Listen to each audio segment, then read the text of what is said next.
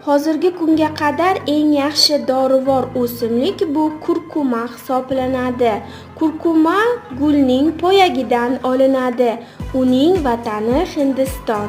Hindlar buni 2,5 ming yildan ziyod vaqtdan beri ziravor holatida iste'mol qilib kelishadi. Hindlar buni oltin ziravor deb ham atashadi. Har bir taomlariga va har bir shirinliklariga ushbu kurkuma ziravorini ishlatib, sevib, foydalanib kelishadi. Biz o'zbeklar esa bu kurkumani, ya'ni zarjavani asosan oshlarga ishlatib iste'mol qilamiz. Kurkuma miya faoliyatini yaxshilaydi. Miyani tozalash orqali Alsgeymer, Parkinson kasalliklarini oldini oladi va davolaydi.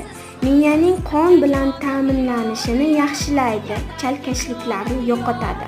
Butun organizmni